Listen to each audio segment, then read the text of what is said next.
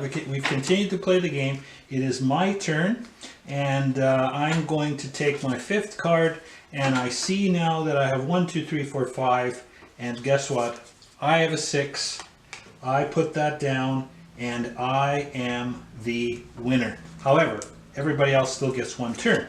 So I guess I took those cards away from that guy. Let's say that they just had this to play, so that nobody can take anything away from me now. That they just get 1 more round trying to build their farmstead. So so in this case, this person looks at his cards, sees that he can't do anything, he can't add anything to his farmstead. This player plays over here. He's got a 3 and a 4 down. Let's see what he gets here. He gets a 2. Oh, that's pretty good. So he gets to put down a 2. Now, if he had more cards, he could continue to play them. If let's say he had a 1, a 5, and a 6 in here, well, he does. He gets a 5 and a 6, but not a 1. So that's as far as he can go, and he's now finished. Now, this person gets to play, and they get that particular card. That's not going to help them. They can't do anything else with this. They're done. So it goes back to me, and now we're going to talk a little bit about scoring. Now, one of the things that I didn't point out here is that if I would have had a wild card, I could have played that on the end here as well as the 6. Either way, it would have been better. But however, when it comes to scoring, a pure farmstead like this without wild cards is actually worth a little bit more, so we'll talk about that. Now, the other thing too is that I have a land title card, and in a regular game that's going to allow me, I finish my farmstead, I can also play that. That's going to allow me to get some bonus points. So let's talk about the points. So the first player to finish his farmstead during each round, that is to have all 6 in place, pieces in place of the farmstead, receives 12 points.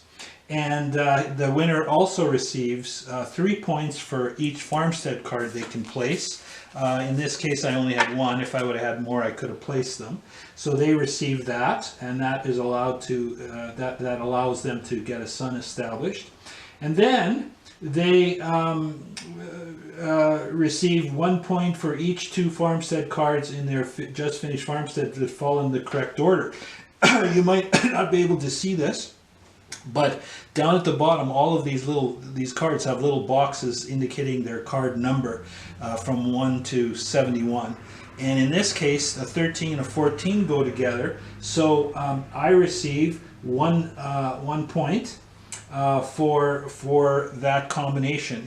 If I would have had a 15 here as a 3, I could have gotten 2 points. 1 for that combination and 1 for that combination, but that's spelled out in more detail in your instruction book.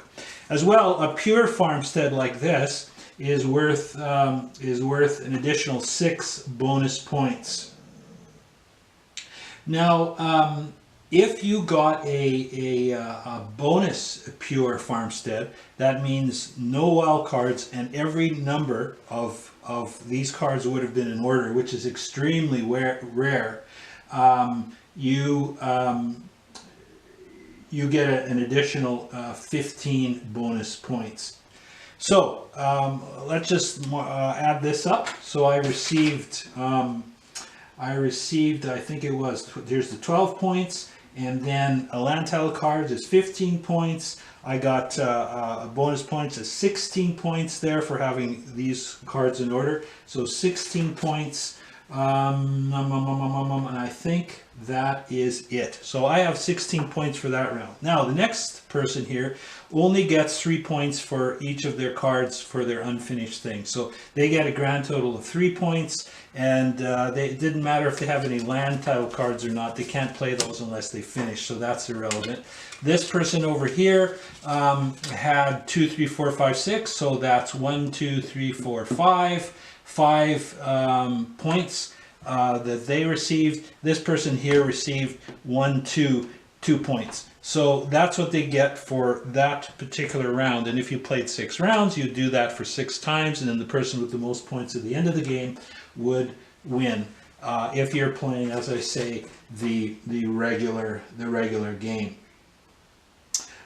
So that's pretty much it. That I think really describes how this game is played, and it's pretty much a drive to see who really is most successful at their farm, and who builds their farmstead as quick as possible. So that's the Colonists of Deutschenfeld card game. I guess for those who are curious, you can play with 2 to 5 players, ages 9 and up, and the playing time is probably about 20 to 35 minutes, depending on what particular brand or style of game you play and how many people are playing it. So yes, that's the game. I think that there's a lot to learn from it. I encourage people as they place these cards to always read out what's going on in the cards so they can learn more about some of the things that happen to these colonist families, and those are based on actual historical events and circumstances in the Germans from Russia lives there on the steppes. That's it for now. I hope you will purchase this particular game or the board game version of it soon, and begin to share around the table some of the heritage that your family probably has if you are Germans from Russia, that comes up in this game. Play your family history. That's the whole idea behind this, to learn a little bit more about your ancestors' lives.